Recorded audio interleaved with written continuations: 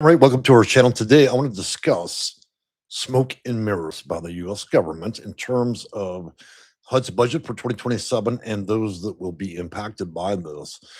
So, the question that we need to ask ourselves today is how do you cut a budget without actually reducing the budget? And so, what you're going to see is the smoke and the mirror with this and how they're managing to achieve this and the result we're going to see for 2027 for many of you. And then we're going to discuss a little bit of the practicalities of how this is going to be administrated. In order to back up this conversation, I'm going to provide two very good links for you guys so you can have the supporting evidence that's required for any information issued. So I'm going to issue first HUD.gov, and this will be to help you guys understand the plans for this. And then, second to that, I'm going to give you an actual report directly by their U.S. Department of Housing and Urban Development congressional justifications for this. It's about 180 pages and covers the justification for these very specific moves to the program. Now that I've gotten those two there, I will also include these links in the description as well as the comment section in the bottom of the video. So, first of all, how do you have the prior budget and you want to make cuts and you know that that's going to be a big issue in terms of getting that approved through Congress? So, another very unique way to do that, and it's the reason that I reference it as smoking mirrors, is you don't necessarily have to cut a budget. What you have to do in order to make this work really well is you put in time work requirements and time limits in the system, which by large majority will eject a bunch of people. So you set the budget, and then by setting these new rules in there, what it'll do is it will mass eject around half of all the people that would be responsible for what used to be the budget, $73 billion. So the new rules in turn will cut out about half the people that were previously using this or into the future going to use this.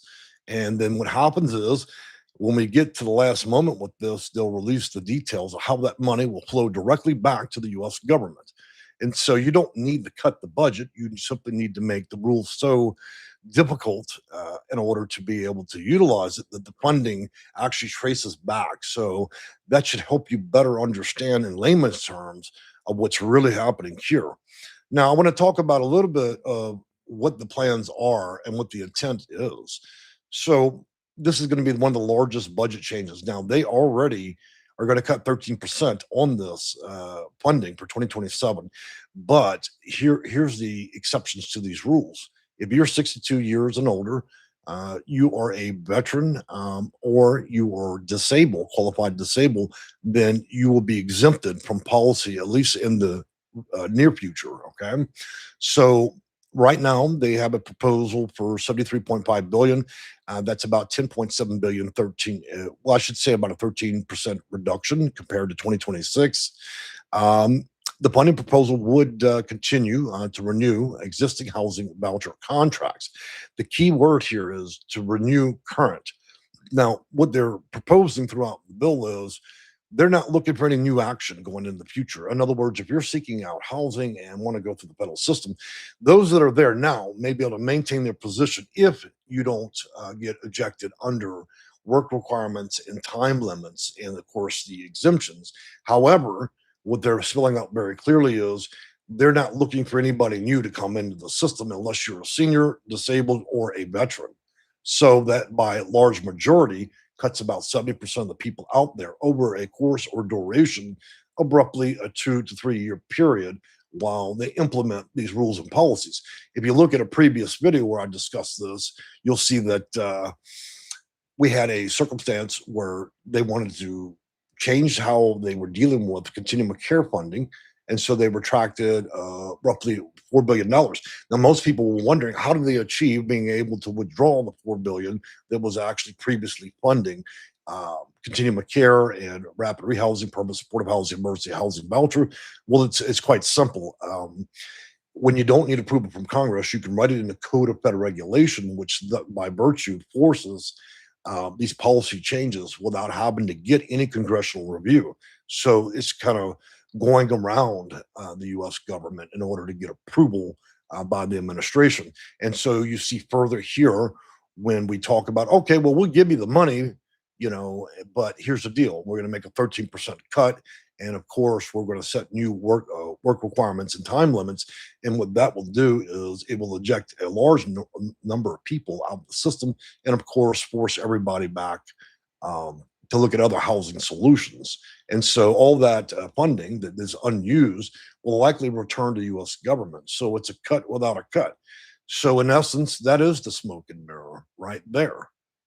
They managed to achieve this in a very unique way.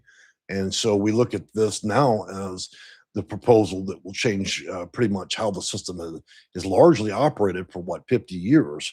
And so it's a bit concerning, but I think that many of you that actually really do qualify as seniors, disabled, and veterans, you're not going to be largely affected by this. But new people trying to enter the system going forward in 2027, and those that fail to qualify under new and old policies will find possibly that they will lose their housing and vouchers going in the future if you don't meet those new requirements. And so that's one way to cut a budget without actually technically doing it. And so I wanted to kind of explain that so you guys can understand that not everything is as straightforward as you might think.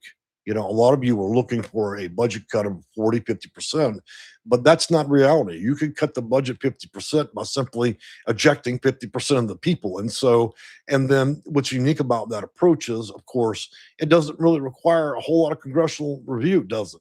And same thing they did operably when they got around on the continuum of care funding at 4 billion. They simply, instead of directly making certain cuts and then having to get approval by Congress, they simply went to Code of Federal Regulation, wrote it in, and then they made it the housing authority, the local PHA that issues the voucher.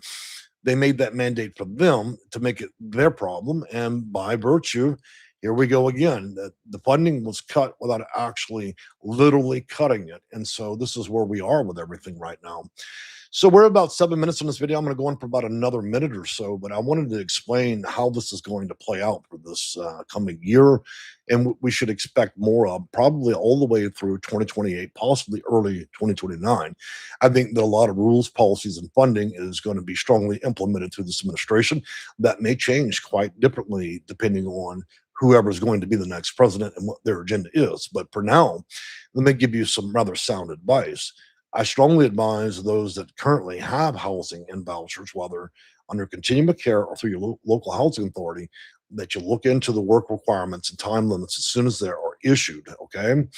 Number two, if you're facing a situation where you believe fundamentally you're going to need housing, then I'm going to tell you that you should absolutely try to achieve this before this new budget rolls out along with the rules, because you have a better chance that this will not be retroactive going back in the past than you do to sit and do nothing and then wait till 2027 rolls around, and then you might find that you no longer qualify or the rules are going to be exceptionally hard in upcoming years, at least during this administration.